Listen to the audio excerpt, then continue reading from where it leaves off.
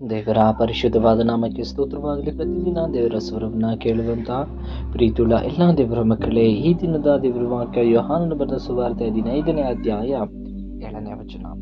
ನೀವು ನನ್ನಲ್ಲಿಯೂ ನನ್ನ ವಾಕ್ಯಗಳು ನಿಮ್ಮಲ್ಲಿಯೂ ನೆಲೆಗೊಂಡಿದ್ದರೆ ಏನು ಬೇಕಾದರೂ ಬೇಡಿಕೊಳ್ಳಿರಿ, ಅದು ನಿಮಗೆ ದೊರೆಯುವುದು. ದೇವರ ಸ್ತೋತ್ರವಾಗಲಿ. ಪ್ರೀತಿಯುಳ್ಳ ಎಲ್ಲ ದೇವರ ಮಕ್ಕಳೇ, ಈ ದಿನದ ದೇವರ ವಿಶೇಷವಾದ ವಾಕ್ಯ, ಯಾರು ದೇವರ ವಾಕ್ಯದಲ್ಲಿ ನೆಲೆಗೊಂಡಿರ್ತಾರೋ ಅವರಿಗೆ ಅಥವಾ ಆ ಭಕ್ತನಿಗೆ ದೊರೆಯುವಂಥ ಆಶೀರ್ವಾದಗಳು ಯಾವುವು ಎಂಬುದಾಗಿ ದೇವರ ಸ್ತೋತ್ರ. ಈ ದಿನ ಆ ವಿಷಯಗಳ ಕುರಿತಾಗಿ ನಾವು ತಿಳಿದುಕೊಳ್ಳೋಣ. ಇಲ್ಲಿ ಯೋಹಾನನ ಕುರಿತಾಗಿ ಇಲ್ಲಿ ತಾನು ಬರೀತಾ ಇರುವಂತಹ 15ನೇ ಅಧ್ಯಾಯ 7ನೇ ವಚನ ಇರುತ್ತೆ, ನೀವು ನನ್ನಲ್ಲಿ ನನ್ನ ವಾಕ್ಯದಲ್ಲಿ ನೆಲೆಗೊಂಡರೆ ಏನು ಬೇಕಾದರೂ ಬೇಡಿಕೊಳ್ಳ್ರಿ, ಅದು ನಿಮಗೆ ದೊರೆಯುತ್ತದೆ ಎಂಬುದಾಗಿ. ಯಾವುದು ಪ್ರೀತಿಯ ದೇವರ ಮಕ್ಕಳೇ, ನಾವು ಪ್ರಾರ್ಥನೆ ಮಾಡುವಂಥ ಅನೇಕ ಜನರ ಜೀವಿತದಲ್ಲಿ ಇವತ್ತು ಎಷ್ಟೋ ಜನಕ್ಕೆ ನಾವು ಬೇಡಿಕೊಳ್ಳುವಂಥ ವಿಷಯಗಳಲ್ಲಿ ಪ್ರಾರ್ಥನೆಗಳಿಗೆ ಉತ್ತರ ಸಿಗ್ತಾ ಇಲ್ಲ. ನಾವು ಅನೇಕ ಸಾರಿ ನಾವು ಹೇಳುವುದುಂಟು ಅಥವಾ ಕೇಳುವುದುಂಟು, ಪ್ರಾರ್ಥನೆ ಮಾಡೋದು, ದೇವರೇ ಇಷ್ಟೆಲ್ಲ ನಾನು ಬೇಡಿಕೊಳ್ತಾ ಇದ್ದಾನಲ್ಲಿ, ಇಷ್ಟೆಲ್ಲ ನಾನು ಪ್ರಾರ್ಥನೆ ಮಾಡ್ತಾ ಇದ್ದಲ್ಲಿ ಯಾಕೆ ನನಗೆ ಉತ್ತರ ಸಿಗ್ತಾ ಇಲ್ಲ, ಯಾಕೆ ನನಗೆ ಉತ್ತರ ದೊರಕ್ತಾ ಇಲ್ಲ ಎಂಬುದಾಗಿ ಕೇಳಿದೆ. ಆದರೆ ಪ್ರೀತಿಯ ದೇವರ ಮಕ್ಕಳ, ಪ್ರಾರ್ಥನೆ ಮಾಡುವಂಥ ನಿಮಗೆ ಈ ದಿನದ ಒಂದು ಕಿವಿಯ ಮಾತು, ನೀವು ಮೊದಲು ದೇವರ ವಾಕ್ಯದಲ್ಲಿ ನೆಲೆಗೊಳ್ಳಬೇಕು. ಯಾವ ವ್ಯಕ್ತಿ ದೇವರ ವಾಕ್ಯದಲ್ಲಿ ನೆಲೆಗೊಳ್ತಾನೋ ಅವನಿಗೆ ನಾವು ಮಾಡುವಂಥ ಪ್ರತಿಯೊಂದು ಪ್ರಾರ್ಥನೆಗಳಿಗೆ ದೇವರು ಉತ್ತರ ಕೊಡ್ತಾರೆ.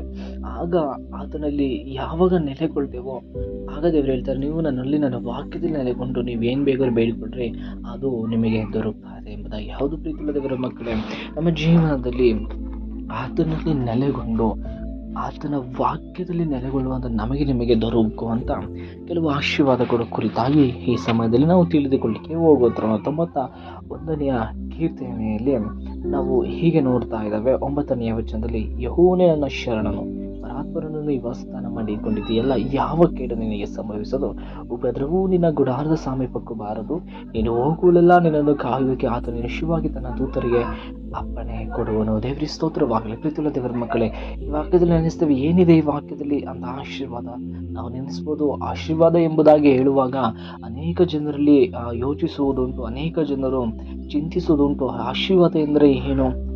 ಹಣನೋ, ಆಸ್ತಿನೋ, ಅಥವಾ ಮನೆಯೋ, ಕಾರೋ, ಬೈಕೋ, ಅಥವಾ ಇಹಲೋಕದ ಸಂಪತ್ತುಗಳನ್ನು ನಾವು ಅನೇಕ ಜನರು ಅದನ್ನ ಆಶೀರ್ವಾದ ಎಂಬುದಾಗಿ ನಾವು ಹೇಳ್ತೇವೆ. ಆದರೆ ಅದಕ್ಕಿಂತ ಮಿಗಿಲಾದ ಮತ್ತೊಂದು ಆಶೀರ್ವಾದ ಈ 91ನೇ ಕೀರ್ತನೆಯ 9ರಿಂದ 11ನೇ ವಚನದವರೆಗೂ ನಾವು ನೋಡಲಿಕ್ಕೆ ಸಾಧ್ಯವಾಗ್ತದೆ. ಯಾರು ಆತನಲ್ಲಿ ನೆಲೆಗೊಂಡಿರ್ತಾರೋ, ಪ್ರಾರಂಭದಲ್ಲಿ ವಾಕ್ಯವನ್ನು ಓದಿದ್ದು, ಯಾರು ಆತನಲ್ಲಿ ನೆಲೆಗೊಂಡಿರ್ತಾರೋ, ಅದೇ ಕೀರ್ತನೆ 91ರಲ್ಲಿ ಹೇಳ್ತದೆ, ಪರಾತ್ಪರನನ್ನ ನಿವಾಸ ಸ್ಥಾನ ಮಾಡಿಕೊಂಡಿದ್ದೀಯಲ್ಲ. ಅಂದರೆ ನೀವು ನನ್ನಲ್ಲಿಯೂ ನನ್ನ ವಾಕ್ಯದಲ್ಲಿ ನೆಲೆಗೊಂಡ್ರಿ ಎಂಬುದಾಗಿ. ಹೌದು ದೇವರ ಸ್ತೋತ್ರ. ಇಲ್ಲಿ ವಾಕ್ಯ ಹೇಳ್ತದೆ, ಪರಾತ್ಪರನನ್ನು ನಿವಾಸ ಸ್ಥಾನ ಮಾಡಿಕೊಂಡಿದೆಯಲ್ಲ, ಯಾವ ಕೇಡು ನಿನಗೆ ಸಂಭವಿಸುವುದಿಲ್ಲ. ಪ್ರೀತಿಯುಳ್ಳ ದೇವರ ಮಕ್ಕಳೇ, ದೇವರ ವಾಕ್ಯದಲ್ಲಿ ನೆಲೆಗೊಳ್ಳುವಂಥ ಭಕ್ತನಿಗೆ ಮೊದಲನೆಯ ಇಲ್ಲಿ ಒಂದು ಆಶೀರ್ವಾದ ಹೀಗೆ ಹೇಳ್ತಾ ಇದೆ, ಯಾವ ಕೇಡು ನಿನಗೆ ಸಂಭವಿಸುವುದಿಲ್ಲ ಎಂಬುದಾಗಿ. ಹೌದು ಪ್ರೀತಿಯುಳ್ಳ ದೇವರ ಮಕ್ಕಳೇ, ಮೊದಲನೇ ಆಶೀರ್ವಾದ ಇದಾಗಿದೆ.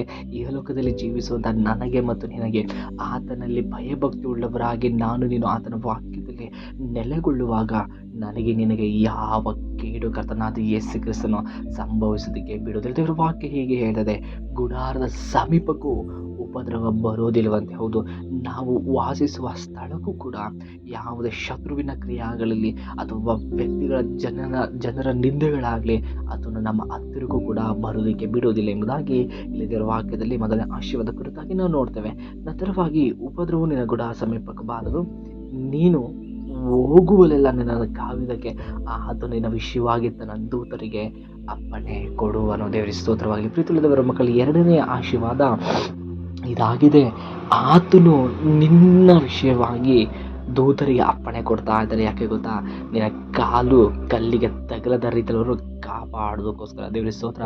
ನೀನು ಹೋಗುವ ಸ್ಥಳದಲ್ಲಿ, ನೀನು ಕಾಲಿಡುವಂಥ ಜಾಗದಲ್ಲಿ, ನೀನು ನಡೆಯುವಂಥ ಹಾದಿಯಲ್ಲಿ, ನೀನು ಹಾದು ಹೋಗುವಂಥ ಮಾರ್ಗದಲ್ಲಿ ನಿನ್ನ ಕಾಲು ಕಲ್ಲಿಗೆ ತಗಲದ ರೀತಿಯಲ್ಲಿ ಕರ್ತನಾದ ಯೇಸು ಕ್ರಿಸ್ತನ ತನ್ನ ದೇವದೂತರಿಗೆ ಅಪ್ಪಣೆ ಕೊಡ್ತಾ ಇದ್ದಾರೆ. ಗೊತ್ತಾ? ನನ್ನ ಮಗಳು ಜಾರಿ ಬೀಳದಂತೆ ಅವರನ್ನ ಕಾಪಾಡಬೇಕೆಂಬುದಾಗಿ ತನ್ನ ದೂತರಿಗೆ ಅಪ್ಪಣೆ ಕೊಡ್ತಾ ಇದ್ದಾರೆ. ಇದು ಎರಡನೇ ಆಶೀರ್ವಾದವಾಗಿದೆ. ನಾವು ಮೂರನೇ ಆಶೀರ್ವಾದ ಕುರಿತಾಗಿ ತಿಳಿದುಕೊಳ್ಳಿಕ್ಕೆ ಆಗಿ ನಾವು ಹೋಗುವಂಥ ಕೀರ್ತನೆ 34ನೇ ಅಧ್ಯಾಯ ಅದರ 10ನೇ ವಚನದಲ್ಲಿ ನಾವು 9ನೇ ವಚನದಲ್ಲಿ ಹೀಗೆ ನೋಡ್ತಾ ಇದ್ದೇವೆ.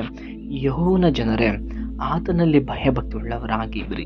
ಆತನಲ್ಲಿ ಭಯಭಕ್ತಿ ಉಳ್ಳವರಿಗೆ ಯಾವ ಕೊರತೆಯೂ ಇರುವುದಿಲ್ಲ. ಪ್ರಾಯದ ಸಿಂಹಗಳಾದರೂ ಹೊಟ್ಟೆಗಿಲ್ಲದೆ ಹಸಿದಾವು. ಯೆಹೋವನ ಸನ್ನಿಧಿಯಲ್ಲಿ ಬೇಡಿಕೊಳ್ಳಿರಿ, ಯಾವ ಮೇಲಿಗೂ ಕೊರತೆ ಇಲ್ಲ ಎಂಬುದಾಗಿ.